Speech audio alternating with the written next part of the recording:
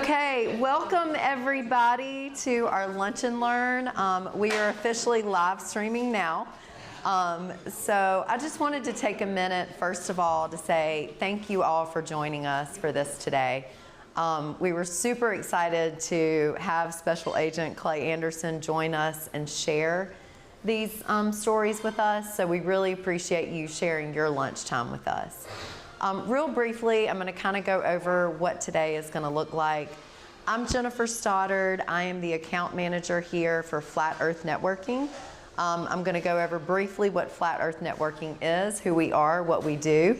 And I've got some of our great team here today supporting me, so thank you guys so much for coming. But as I said briefly, so Flat Earth Networking, we're a cybersecurity firm. I'm based here in Chattanooga, but we're based out of Nashville.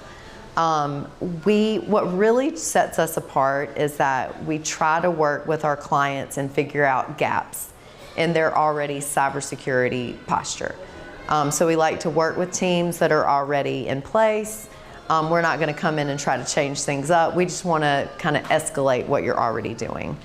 Another thing that sets us apart is that we truly believe in educating the community about cybersecurity. We're all in this together, and the more that we learn together, the more we can grow together. So that's why we do things like Lunch and Learns. This will not be the last one that we do here. So if you're here today, come to our next one and invite your friends. But we're just hoping that you take some cool stories away from this, maybe some ideas back so you can continue to grow your cybersecurity posture. And without further ado, I am going to hand it over to Special Agent Clay Anderson with the FBI. Thank you so much. Wow. Starting off with applause, that's never good. I've got this bar I have to live up to now. So, hi, I am Special Agent Clay Anderson. I am the acting supervisor right now for the Cyber Squad in Knoxville, Tennessee. I know it says Nashville, so on October 1st we changed from the Knoxville headquarters city division to Nashville headquarters city. So we used to have a headquarters city in Memphis and Knoxville, and now we are just one headquarters city in Nashville, and now those other offices became what's called resident agencies. So anyway, confusing, but yet I'm still getting used. It happened October 1st, so I'm not sure I like it yet, but we're going to go that way, and I don't have an option. So, so a little bit about me. I started off in the bureau 15 years ago. Geez, 15 years ago. Started off working violent crimes. I came from a law enforcement background in Texas. So I worked gangs and drugs for 6 years until I was asked if I wanted to work on child sexual assault cases, which I did because we needed somebody, and I had done it in my law enforcement career, so I was a little bit familiar with it. So that is very tech oriented. There's a lot of IP tracing and a lot of managed service providers we talk to, and a lot of digital media. So I became a digital media person. I learned how to do evidence extraction and things like that from phones and computers and things like that. So I started getting into that world, and then I got burned out on that whole thing at about 2 years after I started, which is about the shelf life for an agent who works that. Some of them last longer. I worry about those guys, but then girls. But so I asked for a transfer to the Cyber Squad. So because I'd started sort of in that world, and I started enjoying it, and it was really challenging. It was cerebral. It was difficult, you know. So then as soon as I got to the Cyber Squad, the Sony attack happened, which is unprecedented, right? And our supervisor at the time had just come from headquarters, so he was like, hey, we'll take a huge chunk of that. So I was specifically tasked with tracking all of the PII that was lost. So every Sony employee that had PII stolen, I had to track that, and where it was, and who was releasing it, and if you remember, that was being released from countries all over the place, right? They would push out these big chunks of PII that were stolen and make it public, and it would be a different country every time. So I was constantly on the phone with these countries trying to get this stuff taken offline and seize these servers and stop this flow. So I was baptized by fire in the cyber world. So, but it was great. I mean, I learned a lot. So I was able to carry those things that I learned into my cyber career since then. And cyber is such a generic term nowadays, but that's what we still call it, so that's what I'm using. All right, so I'm gonna have to like be over here and click buttons and stuff like that. I will also tell you, I literally hate PowerPoints, but it's the only way to do it. Like there's no like grand option yet. But I don't like talking to PowerPoints. I don't like looking here and talking to you and having to push buttons. But until we come up with something better, like we'll all put VR on or something later on, we'll do that. So I'm not going to talk about these as much. Like I'm just going to talk to you, and then you guys can read these and gain your information because you can all read, and this is the world you're in, right? I will admit also that people in the tech world are the most, well, besides law enforcement is by far the worst to talk to, but people in the tech world are really difficult to talk to also for presentations like this because you know, like you live this stuff. There's not going to be anything on here probably that you're going to be like, you know, most of it is going to be stuff you've heard, you've had drilled into you, you know, because this is primarily a ransomware topic. We're going to talk a little bit about phishing and things like that, and sort of catalysts to ransomware, attack vectors and things like that, but mostly it's a ransomware. And if you're not being drilled with ransomware all the time, then see me afterwards, because I need to talk to whoever's in charge, because you should be constantly bombarded with ransomware information and facts. So I just kind of gathered some interesting facts that I thought were sort of pertinent. What I think is most crazy is the increase, and I'm sorry, I keep doing that, is the increase in the amounts of money that we're talking about with ransomware. It used to be an industry that made a lot of money for the bad guy, and now it's an industry that makes a lot of money for everybody, unless you're the victim, right? The one person not making money off this deal is the victim, because insurance companies are making a ton of money on this, cyber insurance. For a while there, I used to be concerned that cyber insurance was part of the problem. Like, you know, if I know you have insurance and I compromise your account, I know you're going to pay me because it's not your money, right? It's much easier to pay me the insurance company's money. Then insurance companies started getting just trashed, like paying out so much money. Because it used to be easy to get cyber insurance, right? You used to be able to just, there's like a one form, like add it as a rider to your current insurance. And now it's like a book. Like you have to show you have two-factor, you have to show you have all these things. I feel like I sell cyber. Some specific smiles here, yeah. So I'm an insurance company. Okay, yeah. So you know then, right? I mean, it's a whole different world now. And so my attitude towards cyber insurance has changed, and now they're driving change. I feel like they're driving people to make sure they have things in place to protect their networks. So anyway. This sort of the increase in ransomware, there has been, and you'll notice in 2024 there has been a slight drop, right? Why do you think that is? Anybody? This is going to be interactive also, sorry? I think just like wider spread non-tech awareness of it as non media and stuff. Right. It's exactly. Ooh, it's a suspicious email. What am I going to do? Right. Yeah. Well, you're all everybody's being inundated with, you know, training. Yeah. Well, yeah. Multi-factors for sure, huge, right? And again, that has a large part of that has become a requirement by insurance companies to get cyber insurance. So people are doing it.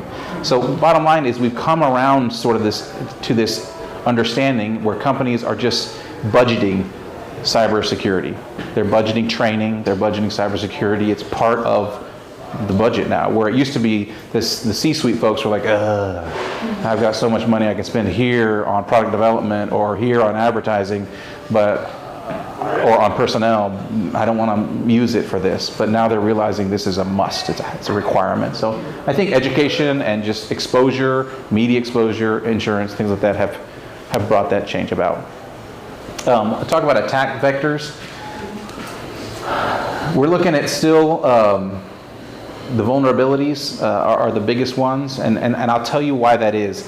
The vulnerabilities exist because the vast majority of companies in the world have the same folks who fix your PC load letter and who fix your password and who do all those things also trying to manage cybersecurity, right?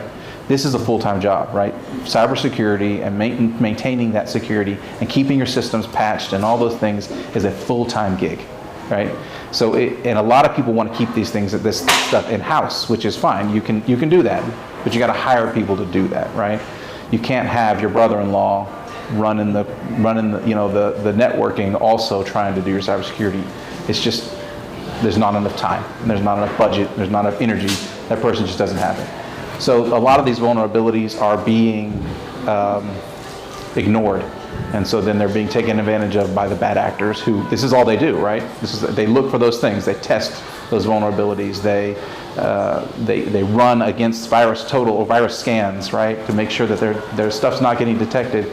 And there's a cadre of these individuals, you know? I mean, we know for a fact there is a building in Russia that houses ransomware actors, and they have an HR department. Like it's real. Like they have tech support for victims. I mean, and they pay people. It's a structured company, right? And whether or not it's state sponsored or not is something that was a different conversation. But it's a real thing, and your brother-in-law is just not. He's just not capable of handling it, in as well-meaning as he might be, right? Compromised credentials, that's the two-factor we talked about, weak passwords, not using available technology.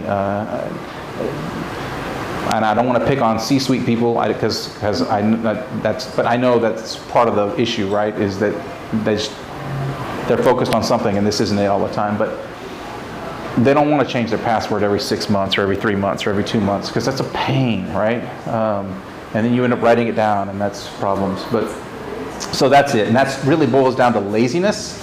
Malicious emails and phishing, those are going to be the same, right? Those are going to be areas that are just educating your employees and educating people. That arduous and boring and horrible training that we all have to do, including me, all the time.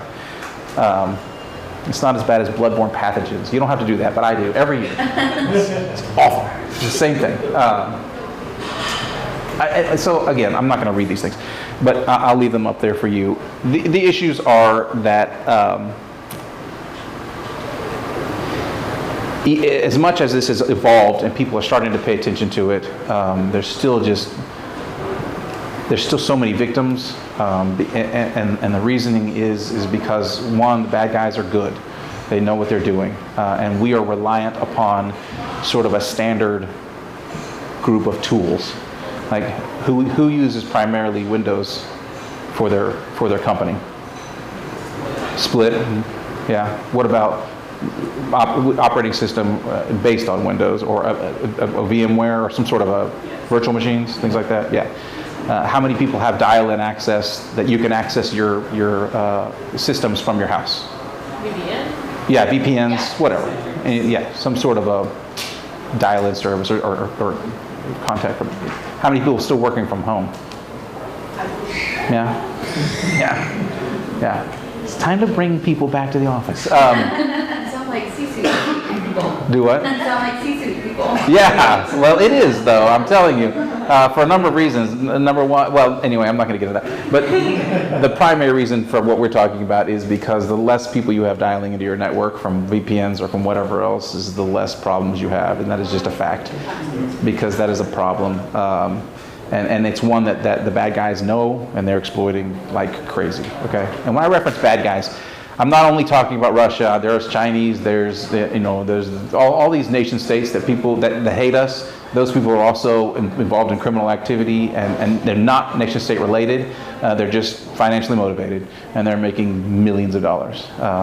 Nothing is more frustrating to me than when we find out who a bad guy is, who's behind ransomware, and I find his Instagram, and he's driving around in a Bentley or a Lamborghini or whatever, and it drives me crazy because I want to seize those things. I want to take them from them, as well as their freedom. Do you have like a general percentage of like how much tends to be foreign state actors versus domestic U.S. like either group-based or just one-off actors? Is there like a known percentage split?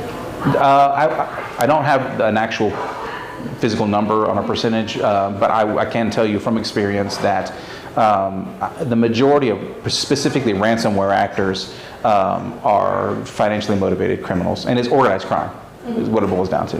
Now, I will tell you that a lot of times when we identify folks, we used to, if we weren't able to get our hands on them, we would do what's called a name and shame. So we'd be like, hey, you know, so-and-so and so-and-so living in wherever is responsible for these things, and then we'll do, you know, put an arrest warrant out for them, a red notice, which is, you know, a worldwide arrest warrant, essentially. But you have to go into a friendly country to actually be arrested. So what we were doing, and unbeknownst to us, is we were making them famous. Yeah, we were. And because they would be like, I literally on their Instagram would show the wanted poster for the FBI that they mocked up, and they're like, hey, look at me, I'm really famous now. And then I think that would essentially increase their billable hours, you know? So we stopped doing that. We don't do that anymore. Now what we do is when we find out who they are or what they are, we will, oh yeah, for the questions for the group? Okay. Or is that for me? Can you not hear me? Okay. I'm probably pointing out things that are behind the scenes that I shouldn't be pointing out. And now we don't do that anymore. We usually keep those indictments and things like that secret, and then we wait for them to travel when they don't know that they're being watched, right. And then we'll try to pick them up then. And we've had a lot of success at that, really. So phishing attacks, again, you can read, you know, and you've seen these things. You know, these are those emails that you get that you're like, no, I actually do have a FedEx package coming. I am going to click on that. The FBI started doing these internally recently, and I'm pretty sure they're using KnowBe4. I don't know for sure, but I think so. And they're good. They're like really good, because it'll be like a meeting, and I don't know about you guys, but I'm always like, oh my gosh, I think I missed a meeting, or I don't know, did I put that meeting in my calendar? And so it'll be like, hey, you're late for this meeting. Click here to sign it. I'm like, dang, I don't think I had a meeting, you know. So I'll be like, okay, and we can just forward it to suspicious, and then they'll look at it for us. So I'll forward it to suspicious, and then like 10 minutes later, I'll get another one. It'll be like, seriously, you're late. Let's get on this meeting. And I'm like, okay, I really did miss a meeting, you know. It's like playing on anxiety. It's ridiculous. I will admit, I did get in trouble one day, and the SAC of the office called me out in front of everybody because I'm a cyber guy, and of course, I saw an email and I was like, man, that's not right. So I brought it into what I thought was a secure sandbox, and it was a sandbox that we all use in my defense, and somebody had misconfigured it after it was set up, and so I opened it up in the sandbox, and it of course detonated, and somehow, I still haven't figured out how, it made it back to them and they knew. So and when the SAC was reading out the people who screwed up that month, he's like, oh, and our cyber squad. I was like, I did that in the sandbox. So then we had to reconfigure our sandbox because something was really wrong. So now I have my own sandbox, and it's air-gapped. It's not touching anything, which I thought the other one was too. But anyway. Again, same thing, right? These are the attack vectors that they're using and sort of the percentage of how they're doing it. Google obviously is a big one. You know, obviously your Amazon stuff is going to be big because that's what people are using. When you're not working, that's what you're doing, and we all know it. Everybody knows it. All right, so I have a lot of slides. So if I'm going to blaze through some that aren't important because there's a Q&A at the end that I want to make sure I get to, and also I have a part of the end that is it's a real negotiation between a company that was victimized by ransomware, and it's an email negotiation, which is not normal, not anymore. It used to be back then, but it's actually really interesting. It'll give you an idea of kind of the mindset. Social engineering. This is one of the hot topics that we were going to discuss. I do have a presentation on just social engineering. It requires a volunteer ahead of time. I usually use somebody who puts on the thing. But I got in trouble last time I did it. UT Austin. Sorry, I'm from Texas. UT Knoxville had us come out and do one, and I did that social engineering, and I picked. It was the vice president of the company who was doing it. It was an insurance company. And I got his permission, and I social engineered him. He didn't know it, and it was really interesting because I had a lot of, like, I had pictures of inside his house and emails between me and his daughter, and it was nuts. I got passwords to their passcode to his vacation house in Arizona. I knew the dial. He was so embarrassed. Anyway, so after that, he was like, "Listen, I know I agreed to this, but I didn't know you were gonna get my family involved." And I was like, "Oh gosh, sorry." So I don't do that. I don't do that anymore. But I'll tell you, it was really easy. It didn't take that much effort at all. Social engineering is something that you just always have to be aware of, and I think it's the things to key in on for social engineering is something out of the ordinary. It's something not quite right. Do you really know this person, or do you get asked this question a lot? And if not, if it's something that you're not often asked, it's something slightly out of the ordinary or something that's weird, just let those red flags, happen for you, because it's very difficult to make social engineering something that is just a normal part of your day. I don't know if I'm saying this very well, but there's always a red flag, right? And if you're looking for it and you're aware of sort of your surroundings, then you'll see them, because it's just not normal for someone you don't know to eventually ask you questions that are personal, or that lead them to believe things, or lead them to gain information about you that someone normally wouldn't have. And it really is just about awareness. There's not like a magic solution to social engineering. It's about awareness. It's about, particularly if you're in a position in your company where you are a key member, like you're a key person. If you're the vice president or the president, or if you're the IT specialist, or if you have administrative access, or elevated privileges on your systems, things like that, you're going to be a target.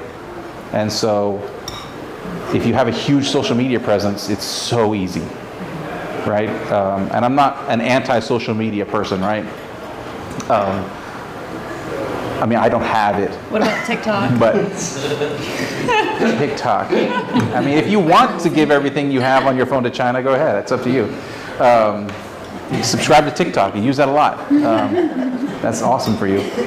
But I just know that you're putting things out there, right? And you're putting very personal things out there that you normally would not have done before social media existed. So you're foolish to think people aren't going to use that to their benefit, bottom line, right? So use it if you want, put whatever you want out there, that's on you, but it's an easy attack vector, super easy.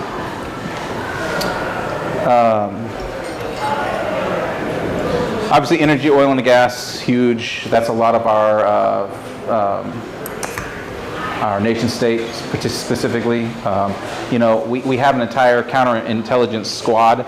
And it's one of our national priorities for a reason, because there's a lot of theft by other countries. They want the information and the technology and the stuff that we have, and there's a lot of ways to go about doing it. And one of the easiest, the least intrusive, and the least likely to get caught is digitally, right?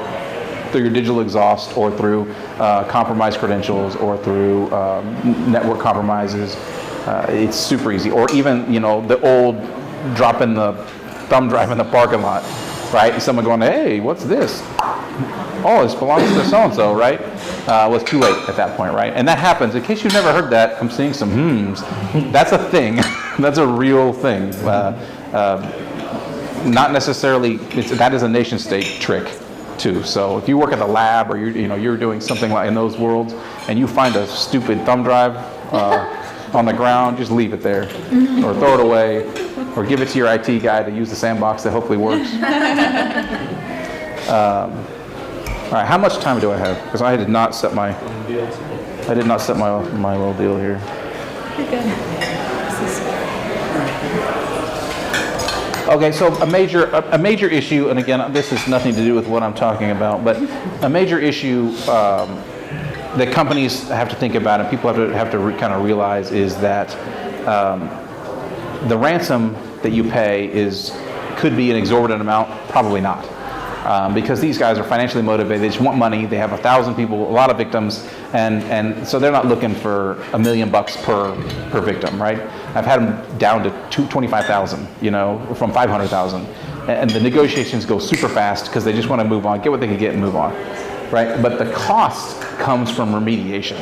Like, when they're in your system and they're destroying things, or they are, even if you don't pay them and they have encrypted data, the cost to retrieve that data and to get yourself back up and running is insane. I mean, it's millions of dollars. And I don't care if you are a two-person law firm or if you are, Dell. It is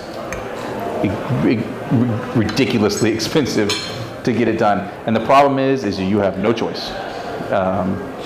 You can burn down your company and close the doors, or you can pay somebody to remediate your systems and get you back up and running.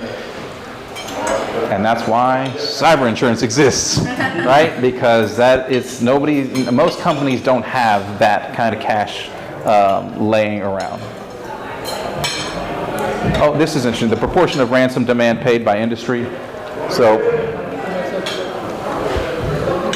these are the people paying. Higher education they pay all the time because if you can, how many of you run networks for your company? Anybody in here, run the network? Can you imagine what a university looks like with all the access points and all so we work really closely with the University of Tennessee in Knoxville, and we'll visit their SOC and their network solutions center, and that is a job that you could not pay me enough to take, because it's impossible, right? I mean, it's like a hospital. Hospitals are the same way. Every one of those little computers that the doctors run around with on a laptop, and they're trying to check charts or whatever, they're also checking their email and doing other things like that, every single one of them.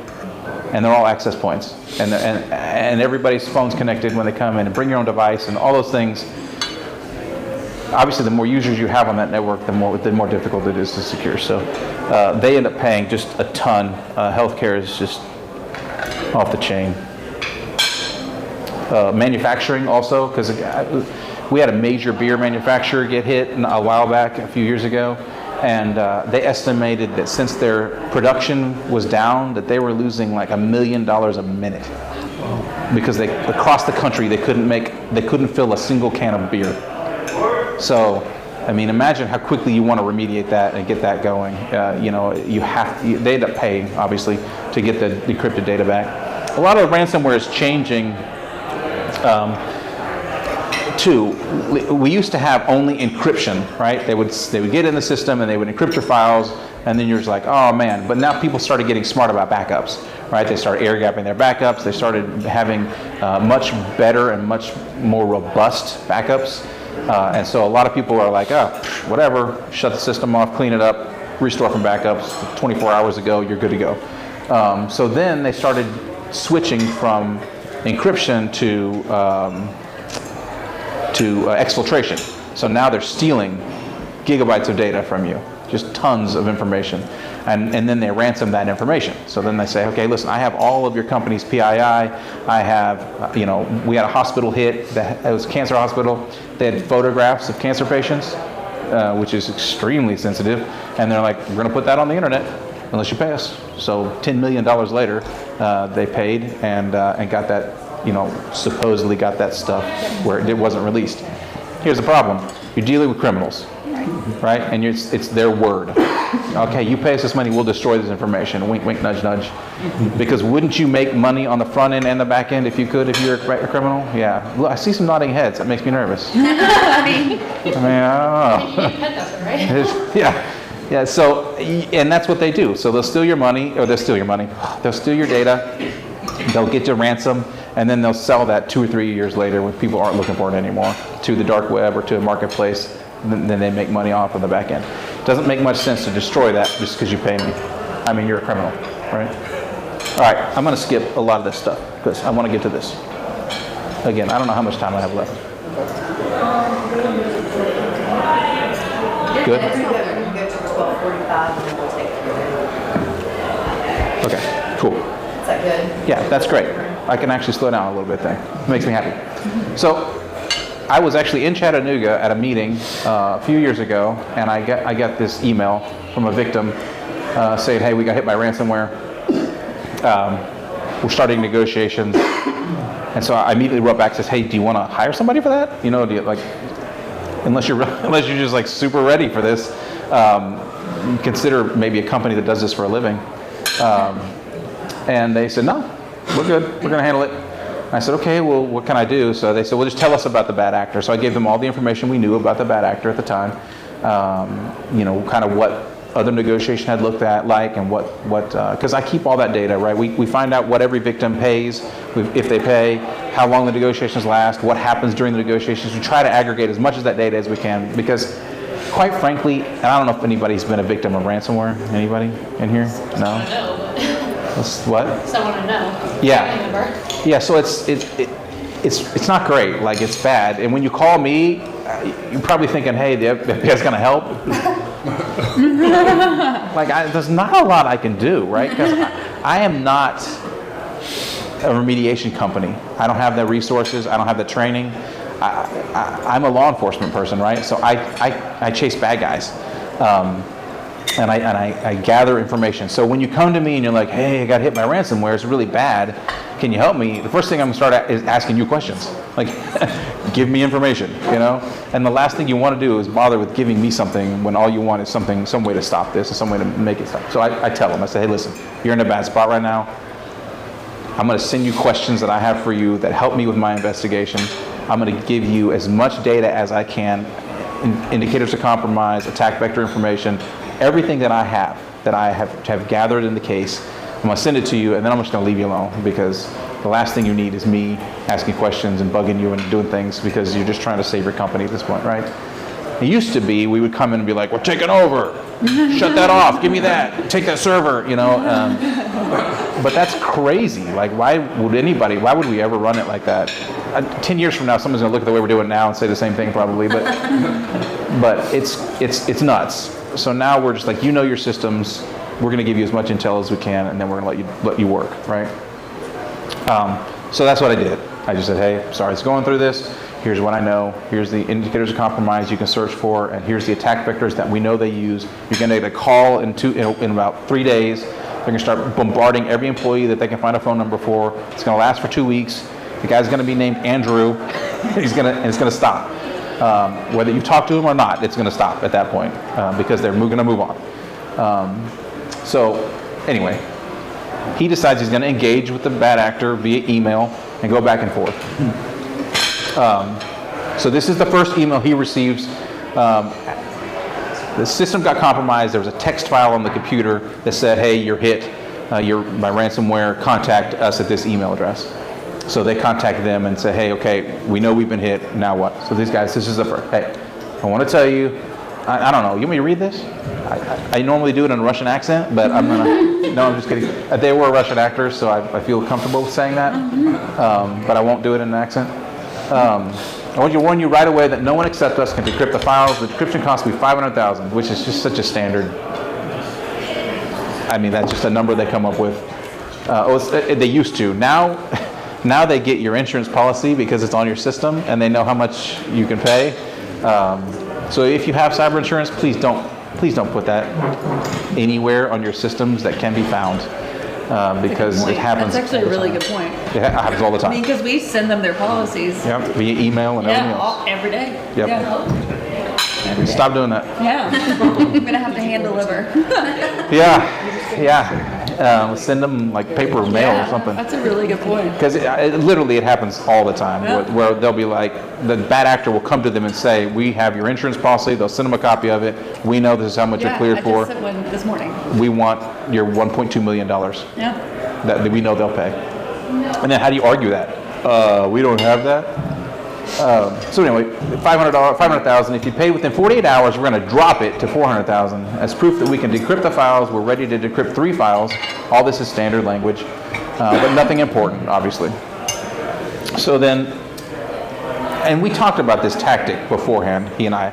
the company owner, and I said, really, they have a lot of the information already. So what we need to do is figure out the most honest approach that we can take, the most realistic approach that we can take, and then just work from there, right? So that's what he adopted.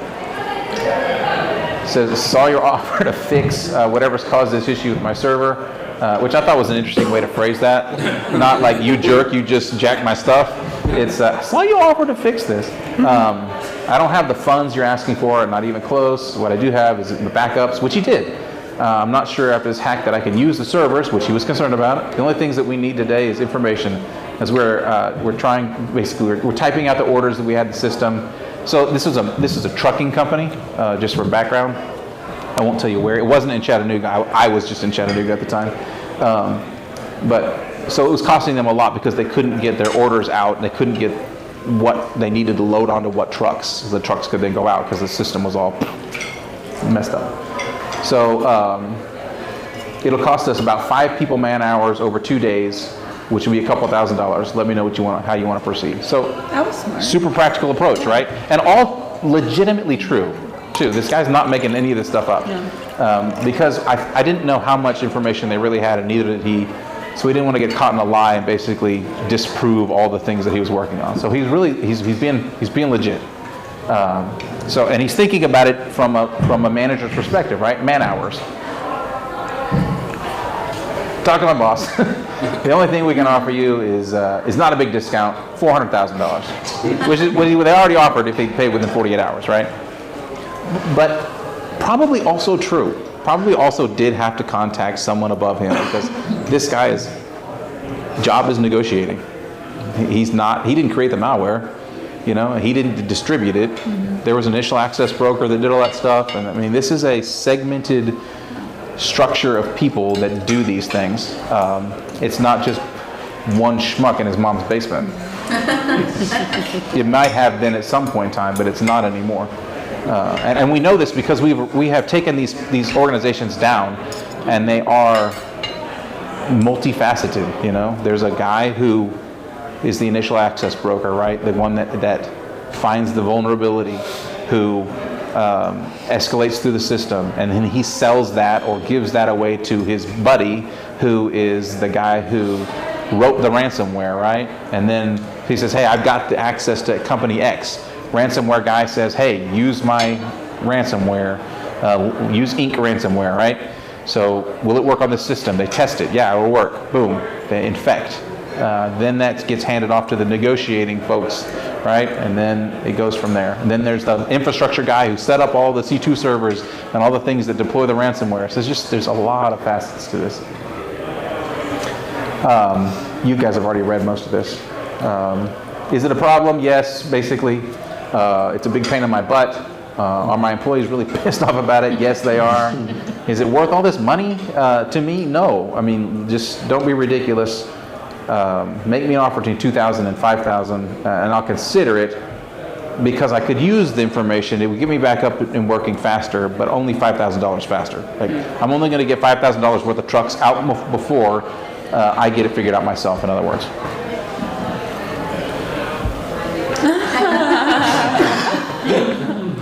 And again, these guys think they hold all the cards, right? Even though he told them they had viable backups, this guy's one job is to get as much money as he can out of these people, right?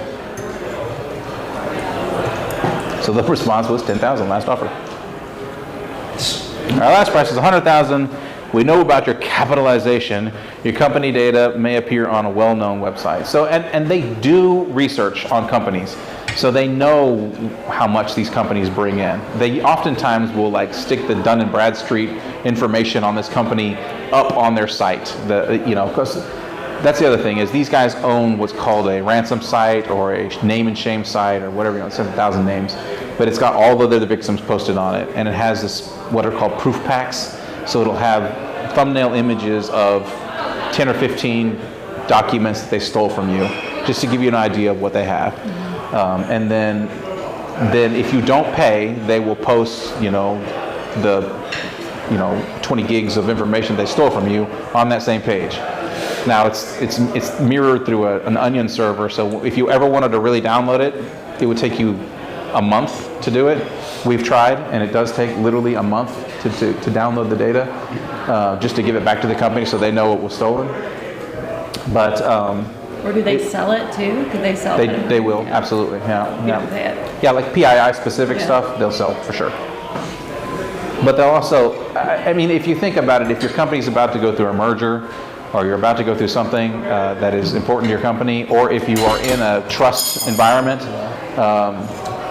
you know, if your company revolves around the trust sort of relationships, and then all of a sudden it's publicly, you know, made public that you're compromised, it's bad for business. Even if you can get yourself back up and running, it's still bad for business, right? And they know that. Is there still a requirement to report any ransomware attacks to the government? Is there any, I remember reading at one point that before we pay any type of ransomware, there was some type of reporting process. Maybe that comes from the insurance company? So there is a reporting, there are certain industries have reporting requirements, and like clear defense contractors and things like that, they have requirements. And so there are a lot of, there are companies that have requirements. Almost everybody has an SEC requirement of some kind, I think, to make notification to victims if PII is stolen. And it's, I can't remember how long it is, but there are requirements. But there are also some of the ransomware variants, we have made them not payable, like you can't pay them, or it's illegal to pay them. So yeah, but whoever you hire for your ransomware, so I don't know, who knows how this, well, okay, let's do this and then we'll get there. I'll get to the process real fast. So anyway, he goes through basically, again, reiterating the fact that here's what I have, here's how much it's going to cost me to fix it, why on earth would I pay you $400,000 to do this? And I mean, he's bluffing a little bit in that every day, every minute, really, he's not getting these trucks loaded. It's costing him much more than he's saying it is, right? But he's truthful about how much it's going to cost him to fix it, right? And how many people it's going to take. But he's not being truthful about how much it's costing company overall, right? Which is logical. So, reputation is important. as interesting as that sounds, right? It's ridiculous because we're talking about criminals, and we wouldn't be in this position if it weren't for them to begin with. But when you pay, they do encrypt, or they do decrypt. They really do. They send you the key. They have customer service that is available to you to make sure you can decrypt your files. They do it because if reputation got out that Link's ransomware wasn't decrypting when people paid, nobody would pay, right? So there's legitimacy to these statements. They really do make sure that, and on average, 96% of your data, people recover 96%, 97% of their data on average when they pay or when there's decryption.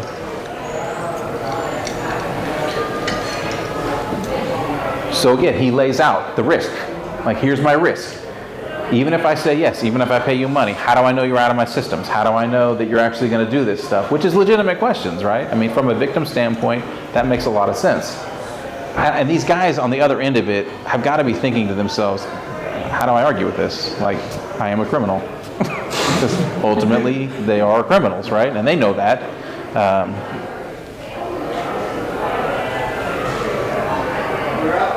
Everybody good? Okay. So now we went from 500,000 to 40,000. So the guys, and I'm feeling pretty good about this. I'm like, hey, this tactic has really worked, which is why I have it on the presentations now. So then he starts talking about how we can make the payment. So let's move on past this negotiation. Let's talk about payments. And this guy's still not happy with $40,000, right? He didn't want to pay that either. But this opens up an opportunity for him to go, what, 1 minute? Oh, Lord. She's trying to be quiet, and I just say it out loud. I'm sorry. She's like, 1 minute. I'm like, 1 minute. So this opened up the door to him to go, like, what? I don't understand Bitcoin. What are you talking about? How do I do this? This is really hard, really challenging for me. So he goes through and he basically tries to talk out what this Bitcoin payment looks like and how do I do this stuff and how's that price per dollar and and so he actually was genuinely confused. He didn't really know anything about Bitcoin, which of course why would he at the time? So again, he goes through and he's like super confused about how we're supposed to use the Bitcoin and where do I send it and when do I get my data back and all that stuff. And again, talks about reputation and all the ridiculousness. We're still at $40,000. And the threat, right? Hey, let's get this going because I don't have time for this. I got other people I need to talk to. Price is going to start going up, which of course annoys this. That really pisses this guy off. He's not very happy at this point. He's like, oh, we got him down, and now he's going to go back up. Watch this. So then he's like, if we're going to go back up, we're talking about 40 grand. I just won't talk to you anymore. I really have nothing to lose here. I don't even want to discuss this with you. So we'll just stop talking. Right? Which is that the other guy's worst fear, that now he gets nothing. He was at 40 grand and now he has zero. So then he says, hey, you know what? I was able to muster up 5,000, which will make it whatever 15,000 for you. And again, reiterates the issues. What's in it? How do I know this is going to work out? And it makes it sound like $15,000 is a lot of money, which is really, it is, but it's not to this guy. Reputation again, 40. Now we're sticking with 40,000. We're not going any below that. Talks about how to get the Bitcoin, and then he brings up. And I did feed him this information because there was a victim of this company just 2 weeks ago, 2 weeks before this, that paid 20 grand. I started off at 500,000 also. So we fed him that a little bit of information with the list of stuff that I gave him before, and he's like, "Hey, you guys only charge these people 20,000. Each case is different." And he's like, $25,000. Don't waste your time. Don't even talk to me if you're not going to pay me 25 grand. So 20, and we agree. It's like he's buying a Mercedes, at this point. He's just like, it's like $5,000. I don't want to pay taxes. So now he's like, okay, fine. Oh my gosh, 20 grand. All right, so 20 grand it is. And then right, which was actually true also. Like, he didn't make this up. It really was. And he's like, listen, I'll try to get it to you on Tuesday, maybe Wednesday. We'll see what I can do. Yeah, everything's fine. Business as usual. Tuesday's fine. But, yeah, right, so what I picture this guy doing is like, everything's fine. I don't want to talk to you anymore. Just make it stop. So then he lays out the whole plan, right? But he's still confused. Bitcoin's still just beyond his understanding. I don't really, that's a lot. So then this was sort of the end of it all.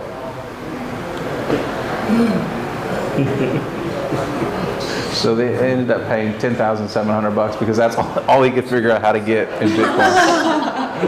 Yeah. And they did pay the 10.7, and they did give him the decryption keys for it, and nothing else was said. It was just like, okay, moving on. So, all right. Sorry, I ran over. We do have a question from the live stream that we want to start off with. I'll repeat it if you want. Okay. So the question from Kevin Vineyard is, for a company that has an active ransomware scenario, what's the SOP of compromised equipment in on-prem and cloud-based scenarios? That's one question. What is the SOP, standard operating procedure on? Yeah, what is the SOP of compromised equipment in on-prem and cloud-based scenarios is his first question. So is that related to what, if those items are compromised, what is the best course of action to do with those specific machines? Yeah, his follow-up question is the hardware, if on-prem or virtual systems hosted, confiscated for investigation, or does the FBI actually go that in-depth? Okay, so I'm going to combine those questions, and if I don't get it right, then just shoot me an email and ask the question further, and I will answer it. Okay. So we do not confiscate systems. If we need evidence from a system and you give us permission, we will image or we will more often than not, your remediation company will make an image for us for an evidentiary copy. But with these lately though, like unless it's a brand new variant of ransomware, we have an image copy, we have the executable already, we have everything. So we're not going to ask you for anything other than indicators of compromise that the remediation company comes up with and things like that. But we try not to bother the company with anything other than just getting their stuff back going up and running again, and whatever we can provide to help with that. And again, if that doesn't answer that question, my email is right here. Please just shoot me an email and I'll be happy to answer anything more in depth. Any other online questions? Wow, I either did terrible or I did okay. What about in here?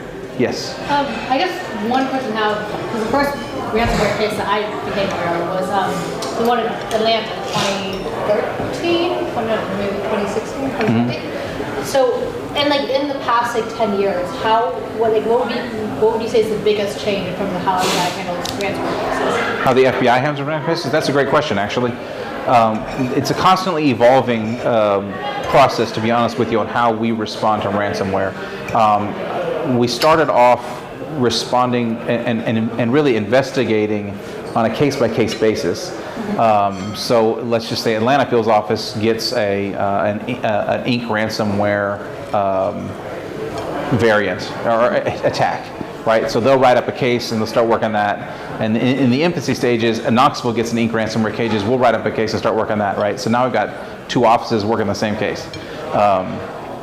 And we realized quickly that was ridiculous because we're just repeating, like, can you imagine getting a subpoena from Knoxville and from Atlanta and from Detroit and from Boston, the same company for the same thing? That was just ridiculous. So then we decided we were going to group it by variant. So if ink ransomware hits so-and-so and so-and-so and so-and-so, they all come to me now, because I am the case agent for ink ransomware. I use that as an example for that reason. So like if it happens anywhere in the United States, they send that information to me. I usually talk to the company, the victim company or whatever, or their law firm or whoever it is. Now we're evolving yet again because we're realizing that the ransomware variant is a tool in a toolbox. I mean, it's nothing else. There's not, you can't track it by that because of the ransomware as a service models, where basically I've made ransomware, now I'm selling it, and so 50 different people are using it. So tracking that is really, really, really hard. So now what we're doing is we're finding out the folks behind that ransomware, the actual human beings with names and heartbeats, and we are working those people. And it doesn't matter what ransomware they're using, because it's just whatever works on that system they have access to. And we're finding that particularly geographically located cells of bad guys are related. They're associated with each other. They jump from ransomware to ransomware because they're an infrastructure guy, or they're a negotiations guy, or they're set up the cryptocurrency accounts and wash the cryptocurrency, you know. So we're attacking it from that perspective now, which is so far so much better, because we're putting names, and we're working with foreign governments, and we're talking people into leaving their country and meeting us somewhere, or meeting someone somewhere, and then, you know, when they hit the ground on the airport, they get arrested, things like that. So we're just having so much more success with that, and we're taking out organizations, not just onesie-twosies. So yes. How are your findings published to the people? Like, do you all do anything like any annual reporting of like, this is the state of ransomware for, you know, you all? Yeah, the FBI does push out sort of statistics and things like that, as far as well, similar to what you saw here, really. This was a company that puts this. It's really a great product, is why I use it. It was a different company, not the Bureau, but we do put out similar statistics. We don't really talk about. I mean, we publicize indictments and things like that once we get them. Like once we put handcuffs on somebody, you'll see it in the news. But it's here and there, you know. So it's not. You go to the website and stuff like that, you can find it. But we try not to advertise too much, so let low-key work. Makes sense. But is there another government agency that does like the state of cybersecurity for the nation. I think I've seen CISA, some, CISA, they do a lot of publications and on stuff like that. And they do a lot of notifications, and they actually have remediation tools and things like that are free. A lot of smaller companies who can't afford to hire, CrowdStrikes and Mandiants and whatever else is. They do, and then the tools are good. They are good. So that's a really good one. I believe you showed a chart earlier that showed that certain sectors tend to pay more than the asking ransom and some less. What drives different sectors having such different responses? Usually monetary loss, right? So again, like I said, I talked about manufacturing. Every second you're down, you can't produce this widget, is money you're not making. So you really want to do it. Healthcare, obviously, if you've got a hospital that you're having to transfer patients out of, because you can't operate your medical, like I can't open the doors to get medicine for people while my operating rooms aren't working. People have died because of ransomware attacks. The East Tennessee Children's Hospital had a ransom attack on it by a group called Nugent a couple years ago, and they had to transfer patients, and it was awful. Like that was one of the ones, I don't always go like boots on the ground, but we actually went boots on the ground there to try to help them get, like if they had a particular cancer treatment machine that was vital to treatment that these kids had to get at a certain time, and they couldn't do it because it was locked up. So we actually got them a machine that they could bring in to do that with and try to help that out. And we've done that in other places as well. You should make do with what you got, right? That's not our job, but we try to help in any way we can, things like that. That's a beating. Nobody wants that. From an incident response, like boots on the ground perspective, are there any artifacts that would be particularly helpful to you guys to just turn over for your investigations? Yeah, absolutely. So one of the most beneficial stuff that we get from incident response companies and that are like C2 server IP addresses, because if we can find those in friendly countries, Netherlands and Five Eye countries and things like that, they'll seize those for us, or we can really get on that stuff, or get access to a panel or something like that. There are a couple of companies that have realized that. So ransomware sometimes has what's called fast mode. I don't know if you have ever heard of fast mode, but yeah, so fast mode is like, instead of encrypting entire files, they'll encrypt chunks of files. So like a document will have chunks of it that are legible, but chunks of it that aren't. And that just allows them to sort of press that encryption through the system much faster. And they can get in and get out much faster. Well, there's vulnerabilities that people have realized that if you within the hypervisor of your what is wrong with me? Your what's the system? That's VM, your virtual machine. God, your VM VaporLock. Within the hypervisor of a VM, there are ways that you can find the key to the decryption key within those chunks of those files, and like Bleeping Computer I did an article on that recently. But we're not finding those things. We would love to, and sometimes we do. Sometimes we can reverse engineer malware and find keys inside, and we have done that at headquarters level and things like that. But in the field, I just don't have time to sit down and do that. And I have one person in my entire office that knows how to do that, right? So it's tough. Do you guys? I'm sorry for the double question. No, it's all good. Do you guys work with, I know there's entities out there that do like mass, hey, if you've been hit by these ransomware entities, we're aware of these decryption keys, hit with every single one we know about, or this remediation method, that kind of thing? That's an awkward relationship, but it does exist because like some big companies, remediation companies will figure that out, and they'll be able to and they'll have keys that are apply across the board, and they usually let us know. And what we will do, so the government has a very strict rule about promoting other companies. Like what I do can't benefit a specific company, right? Because the government doesn't want to come across as saying, hey, we really support XYZ company, and so what we'll do is we develop a point of contact within the company that derived that data, and we will just point them to that. And some companies charge for that, which I think is not great, but some don't. Real fast. Seriously, they charge? Yeah, they have. Yeah. We encourage them not to do that, but ultimately it's their data, right? That their bodies that figured out the decryption tools. So, but it's not often that they do that. Usually, if they start off that way, after a while they're like, because then once word gets out, that's not pretty. That's not a good look. Yeah. So real fast, how ransomware works if you're a victim? 90% of the time, if you have sort of things in place, you get victimized, you will notify, very first call will be to your insurance company, right? Your insurance company then has a cadre of attorneys that they will say, hey, here's my victim, here's what their policy says, here's what we're willing to do. And that attorney will then, and it depends, the company or the insurance company or the attorney will hire a ransomware remediation company, and that remediation company will come in and start doing the things, and then everything will go through that outside counsel, and then the insurance company essentially is the one that takes the loss there, not the company. Depending upon the policy, right? But I mean, they oftentimes then become the victim, if you will, for the monetary loss. But so a lot of times when we're working with a company, we'll work with a CEO or whatever who's like, I hate these guys, whatever we can do to help you out, just we'll pay if we don't have to pay, or things like that. And then the outside counsel will show up and be like, well, you're not talking to him anymore. So now we just talk to the outside counsel, and then half the time that's great, half the time that's not great.